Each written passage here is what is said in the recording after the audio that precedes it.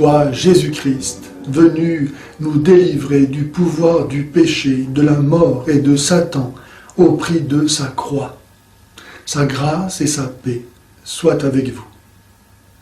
Jésus n'est pas venu supprimer la souffrance, ni nous apprendre à la fuir, mais la remplir de sa présence.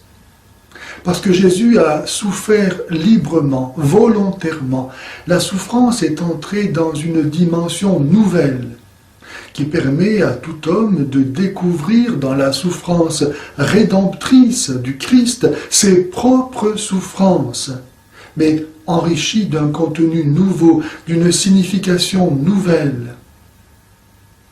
Si l'homme accepte de souffrir comme Jésus et pour Jésus, il découvre le chemin de la résurrection. C'est pourquoi il s'agit désormais de le connaître, lui, Jésus, avec la puissance de sa résurrection et la communion à ses souffrances, lui devenir conforme dans sa mort, afin de parvenir, si possible, à ressusciter d'entre les morts.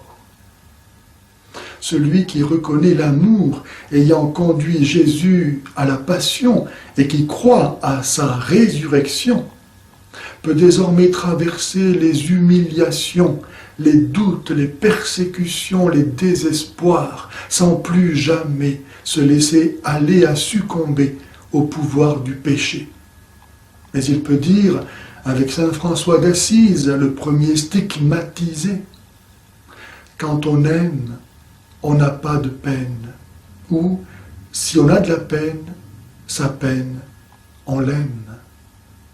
La souffrance est un appel à manifester la grandeur morale de l'homme, sa maturité spirituelle.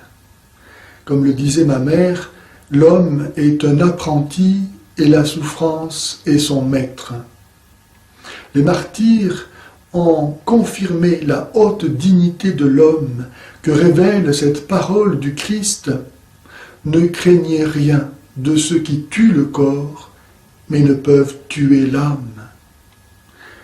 Souffrir signifie devenir particulièrement réceptif aux forces salvifiques de Dieu offertes à l'humanité dans le Christ.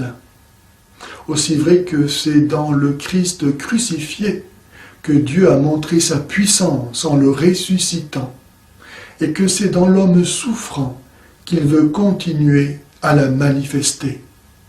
Cette naissance de la force dans la faiblesse est la vocation spéciale de ceux qui communient aux souffrances du Christ. Dans la souffrance est contenu un appel particulier à la vertu que l'homme doit exercer. Et cette vertu est la persévérance dans l'acceptation de ce qui dérange et fait mal, sûr que la souffrance ne l'emportera pas, ne détruira pas la dignité humaine et la conscience du sens de la vie. Ce sens de la vie est donné en même temps que s'accomplit l'œuvre de l'amour de Dieu.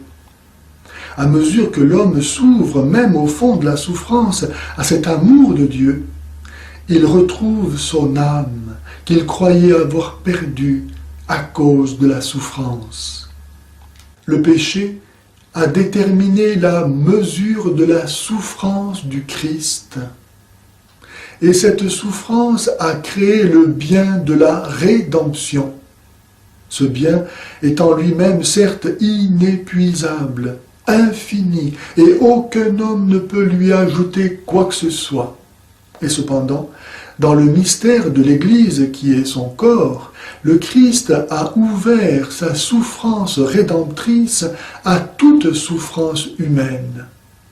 Ce qui veut dire que la rédemption déjà totalement accomplie s'accomplit constamment. Dès l'instant de sa conception, le Christ s'est ouvert à la souffrance. Mais il continue à s'ouvrir à la souffrance en la personne de ceux qui lui sont unis et devenus les membres de son corps. Oui, cela appartient à l'essence de la souffrance rédemptrice du Christ que de tendre à être sans cesse complété. Le mystère de l'Église est l'espace dans lequel les souffrances humaines complètent les souffrances du Christ. Et c'est seulement dans cette dimension de l'Église, corps du Christ, se développant constamment dans l'espace et le temps, que la souffrance est rachetée, arrachée au néant sans nom, et que s'accomplit ce qui manque ainsi aux épreuves du Christ.